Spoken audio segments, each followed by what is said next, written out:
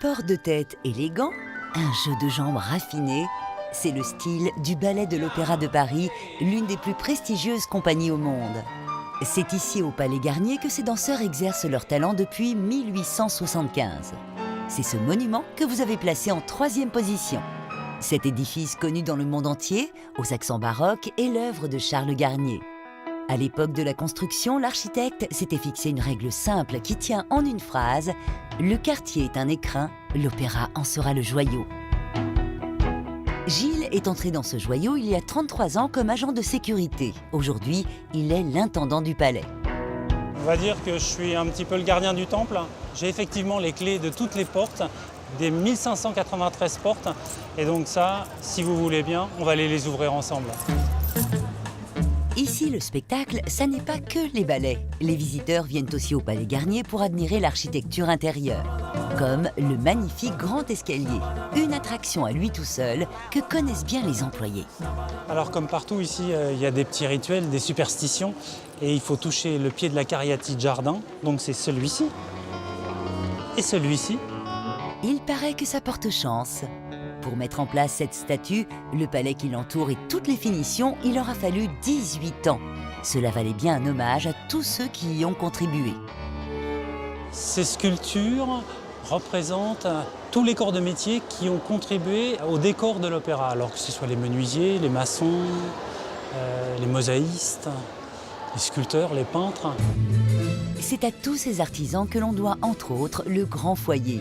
Ces dorures et ces sculptures sont un hymne à l'art lyrique. On y déambule pendant l'entracte et au détour d'une fresque, on aperçoit même Charles Garnier qui pointe discrètement le bout de son nez.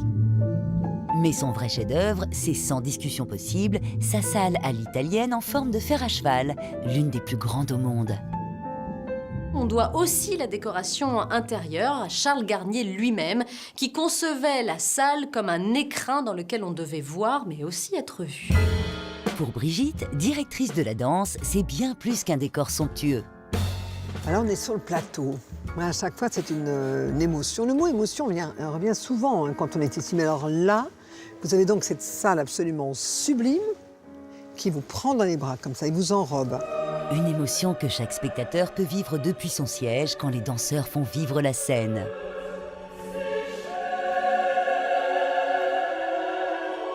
Si la magie opère, c'est aussi grâce aux différents tableaux qui habillent la scène. Pour nous montrer l'envers du décor, la directrice et l'intendant nous entraînent dans un lieu méconnu au sous-sol du Palais Garnier. On est à combien du plateau là? On est à 5 niveaux sous le plateau, donc c'est à peu près 25 mètres. Nous sommes dans la salle des cabestans. Un terme marin inattendu dans un opéra? Pas tant que ça. Tous les anciens machinistes étaient des marins reconvertis de la marine royale qui ont adapté en fait la technique de la marine à voile au théâtre. C'est grâce à ce système de poulies qu'autrefois on montait et descendait les décors. Aujourd'hui, toute la machinerie est informatisée, mais il arrive encore qu'on utilise ces témoins du passé. En descendant encore un peu, on peut découvrir les fondations de l'opéra. La légende raconte qu'un fantôme hante les lieux et nous voici aux portes de son royaume. Et bien voilà, nous sommes à l'entrée du lac, le fameux lac sous l'opéra, si vous voulez bien me suivre. Ce lac, ce n'est pas le lac des Cygnes, mais il vous dit peut-être quelque chose. Il a été immortalisé dans La Grande Vadrouille. En réalité, il n'est pas qu'un décor de cinéma. Quand Garnier construit l'opéra, il tombe sur une nappe phréatique et donc il pompe, espérant assécher la nappe. Sauf qu'il n'asséchera jamais cette nappe puisque ce sont des résurgences de la Seine. L'architecte a alors la bonne idée de creuser une immense cuve pour contenir ces eaux et lester le bâtiment. Aujourd'hui, cet endroit surréaliste sert de réserve d'eau en cas d'incendie. Retour à la surface du palais. L'opéra est aussi un lieu féerique, peuplé de mousselines, de paillettes et de broderies. Et Xavier Ronze, chef des ateliers couture, continue de s'en émerveiller.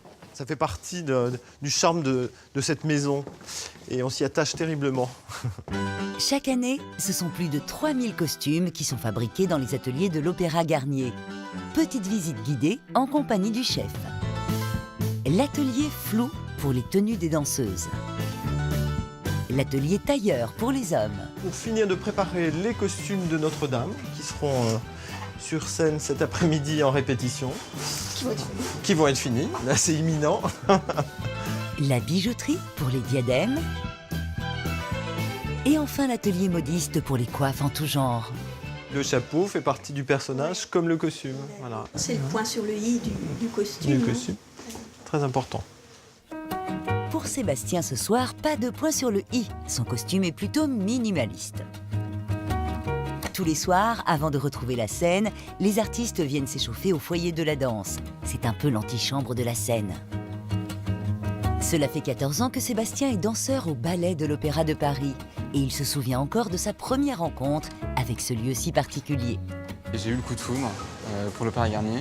Et je me souviens d'ailleurs que je m'étais dit que c'était absolument là où je voulais travailler, vivre, et que je sois vendeur de programme ou danseur ou chanteur, ce serait la même chose, mais que j'essaierais absolument de venir participer à cet édifice qui est absolument incroyable, magique, qui fait rêver. Ce soir, Sébastien incarne sur scène une étrange créature dans Psyché du chorégraphe Alexei Ratmansky. Un ballet russe qui plonge le spectateur dans un monde merveilleux. Et c'est avant tout pour ça qu'on vient à Garnier.